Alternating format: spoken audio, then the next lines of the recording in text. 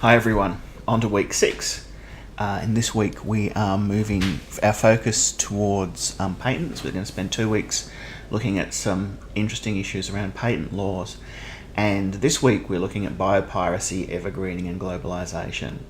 So some very interesting, very contentious things that are happening right now around the way in which patents are used internationally and the way in which they privilege the developed nations over the developing nations. And there's an intersection of sort of three important concepts here. First is patent law, and we covered that briefly in the original week. So go back and revisit your notes from there. Make sure you've what's a patent, what's not a patent, what makes something patentable, what registration requirements, all the technical stuff. But it's also an area in which globalization rears its head, and certainly the sense in which the economic power is held by the industrialized nations, generally in the northern hemisphere, and the raw resources that are the fuel, particularly for the pharmaceutical industry, are held in the south. And certainly a sense at which there is an imbalance between those who have the power, who have the resources that are needed, and those who have the power to exploit those resources to market them. And it also raises the role of international law. And this week, I realise that you haven't really looked at much at international law before, but we're going to play around a little bit at the shallow end of international law to give you a feel of what it's like, because it's certainly very, very different from your contracts law, your torts, and your criminal law. An important case to know about here is Diamond and Chakrabarti. It was a landmark decision in the US, but swiftly led to law reform implementing it around the world, which basically allowed us to patent life forms. Up until then, there was fairly much religious, I think it might have been an influence of religious attitudes on law, that people thought that life was sacred, you couldn't patent a life form. In the 70s leading to the 80s, we saw massive increases in our abilities to genetically modify life forms. And what this precedent and the reform that followed said was that if you've modified a life form, you can patent it. So you can't go out and find something in the wild and say, I patent this animal or this plant. However, if you take it and you use a scientific genetic method to modify that, you can patent the modified method and the modified organism, and this completely changed the playing field. And one of the things that's important to try and tease out this week, and it's very interesting to think about what your own attitudes are the difference between sort of the legal issues about whether you can do this sort of thing and the ethical issues of whether you probably should. And there's also a whole different area about, genetically modified organisms, genetically modified food, that we probably want to keep in a box for the moment, because we're not really concerned with whether genetically modified food is good for you, but whether or not it is right or ethical to be able to patent that and to control that, and particularly then to stop other people using or accessing them or saving seeds and growing them from year to year. Anyway, these things come out in the readings, I think, and in the video that I've suggested you watch this week, as do two key and sort of opposing concepts. One is biopiracy, which is the accusation made by the developing world against the developed world, which says that basically the industrial nations come in, raid the forests of the poor nations of the south for folk remedies, folk medicines, and so on.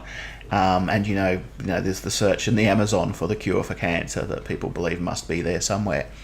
And that these companies come in, basically steal indigenous and local knowledge, and then market it for themselves. Piracy. The corporations themselves, of course, talk about this as being bioprospecting, as a more benign, adventurous activity where you go out and you discover things for yourself. And the reading from Chen has some very interesting arguments about this, and I would like to reinforce a sort of fairly neutral position on this stuff. The purpose of this course isn't to agree or disagree with any of the readings, but to look at those different sides and to try and weigh up and evaluate them. The other thing that becomes very important this week is the Convention on Biological Diversity, and the two protocols under that, the Cartagena Protocol and particularly the Nagoya Protocol. And a small spelling mistake there. Oops. Anyway, spend some time on their website. It's much more efficient to have a bit of an explore than for me to provide a lecture on theirs or for a reading on it. Spend some time having a look at what's there. There's a bit of a guide in the readings there. But the intention of the Convention on Biological Diversity was to try and balance the power between the patent holders and the locals. And one of the interesting things about international law is it's very, very political. And a lot of nations have adopted Western-style patent law because they've been pressured into it by trade agreements. But at some point, if there is too much pressure, they will opt out of those agreements and they will change their local laws. So I think there's a recognition from this convention that rather than throwing away the patent law baby with the bathwater, there needs to be a negotiated settlement. So the convention provides a framework where local nations can actually implement the convention and provide different forms of protection. And quite interesting, there's different forms of profit sharing and property sharing that come into that. So things like state-owned prospecting companies that outside corporations have to enter into a partnership with that share the profits. That's one of those sets of options. So have a look at that. Have a bit of an explore. The workshop this week is fundamentally about exploring that convention, having a look at some of the strategies that other countries have implemented,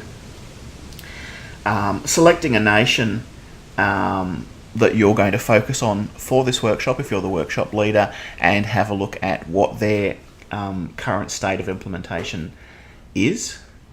And there is a database on the convention website that has all those details. You could select Australia if you wanted to. That's perfectly fine. And when you've done that, to develop a case study of what would occur under the current framework, and then probably provide some suggestions as to whether you think there needs to be law reform there. So a case study would be something like, local Indigenous knowledge of a medicine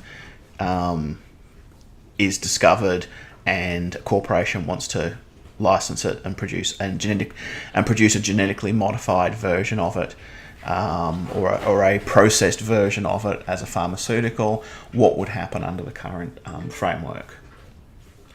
Okay, and the overall objective this week, I think, is to get a feel for how public international law works and how it's quite different to what you've done before. So you probably feel a little overwhelmed at times because this is so different to what you've done before, but don't worry about that. I mean, that's part of the objective for this week, really, is to start to tease out some of those differences and to figure out whether public international law is something that you might have an interest in, that you might want to do more in, or maybe not. Maybe it's all too vague and wiffly-waffly, and a lot of law students find that they prefer the nice certainty of criminal law. Was there an assault?